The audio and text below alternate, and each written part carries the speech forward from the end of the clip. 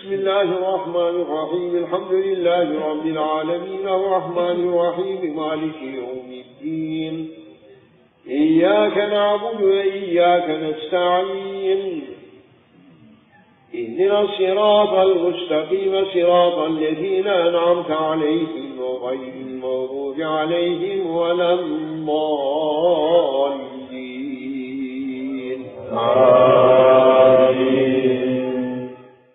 History of the Saints of the Golden Chain. Number 9. Abu Yaqub Yusuf al-Hamadani.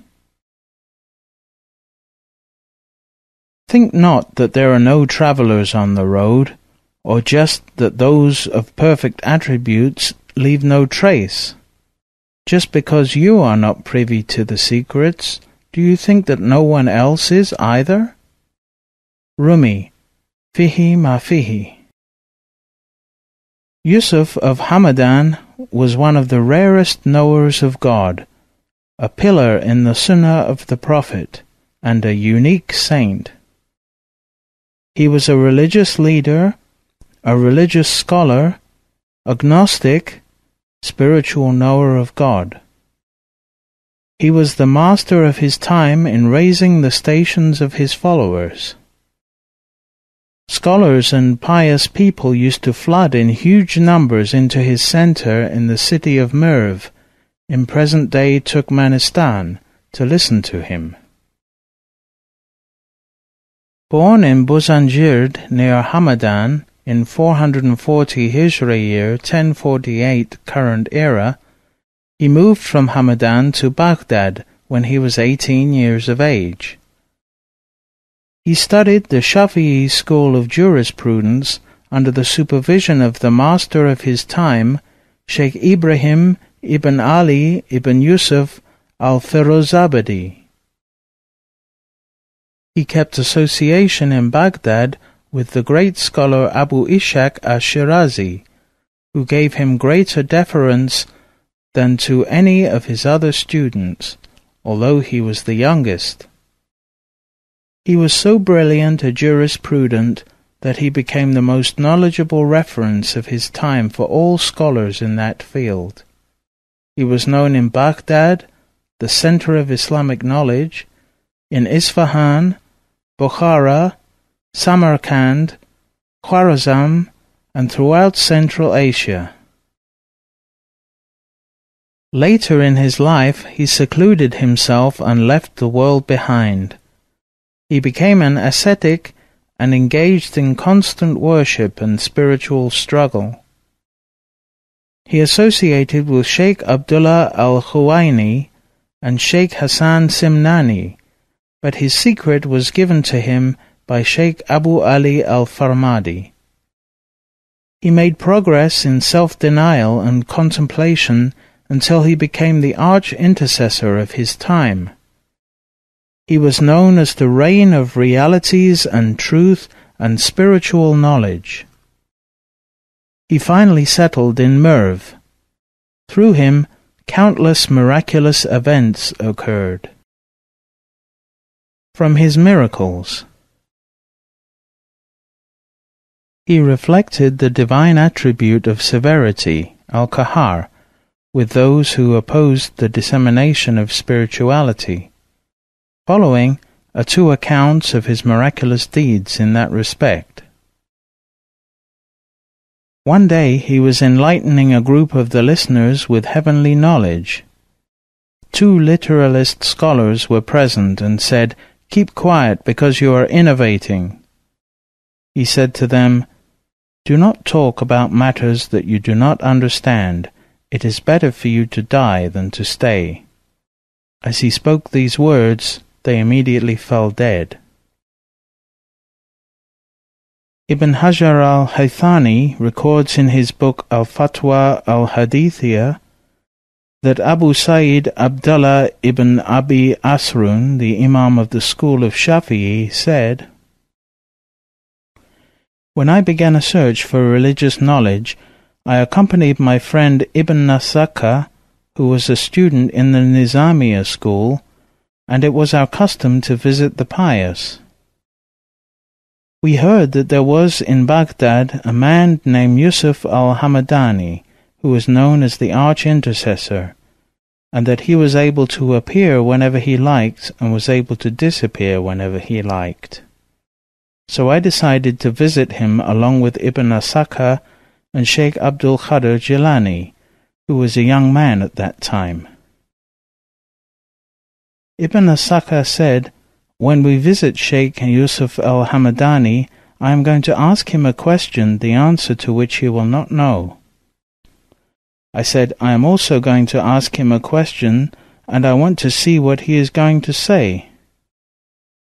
Sheikh Abdul Qadir Jilani said, "O God, protect me from asking a saint like Yusuf al-Hamadani a question, but I will go into his presence asking for his blessings and divine knowledge." We entered his group. He veiled himself from us, and we did not see him until after 1 hour had passed. He looked at Ibn Asakha angrily and said, without having been informed of his name, "O Ibn Asakha, how dare you ask me a question when your intention is to confound me? Your question is this, and your answer is this." Then he said to Ibn Asakha, "I am seeing the fire of disbelief burning in your heart."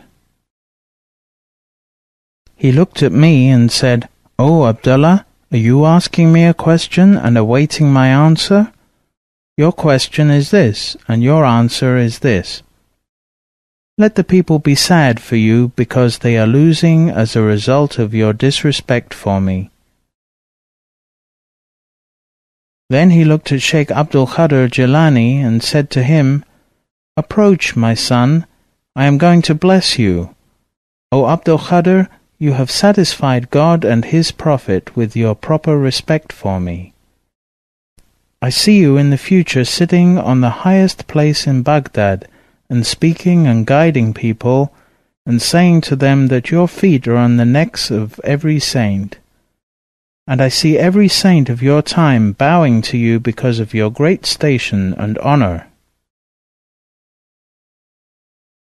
Abdul Qadir has been lifted up, and all that Shaykh al-Hamadani said about him has come to pass. There came a time when he did say, 'My feet are on the necks of all the saints.' He was a reference and a beacon guiding all people in his time to their destinations. The fate of Ibn Asakha was something else. He was brilliant in his knowledge of the divine law. He surpassed all the scholars in his time.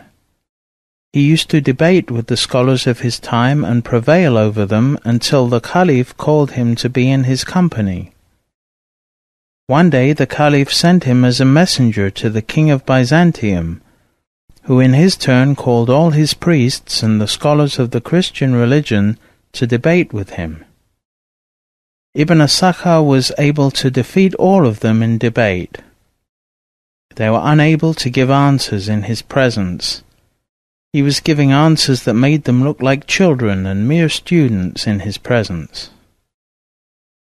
His brilliance so fascinated the king of Byzantium that he invited him to his private family meeting. There he saw the daughter of the king. He immediately fell in love with her, and he asked her father, the king, for her hand in marriage. She refused except on condition that he accepted her religion. He did, leaving Islam and accepting the Christian religion of the princess. After his marriage he became seriously ill. They threw him out of the palace. He became a town beggar, asking everyone for food, yet no one would provide for him. Darkness had come over his face. One day I saw him again, and I asked him, "What happened to you?" He replied, "There was a temptation that I fell into." I asked him, "Do you remember anything from the Holy Quran?" He replied, "I only remember, again and again will those who disbelieve wish that they were Muslims." Quran chapter 15, verse 2. He was trembling as if he was giving up his last breath. I turned him towards the Kaaba, the west, but he kept turning towards the east. Then I turned him back towards the Kaaba, but he turned himself to the east. I turned him a third time, but he turned himself to the east.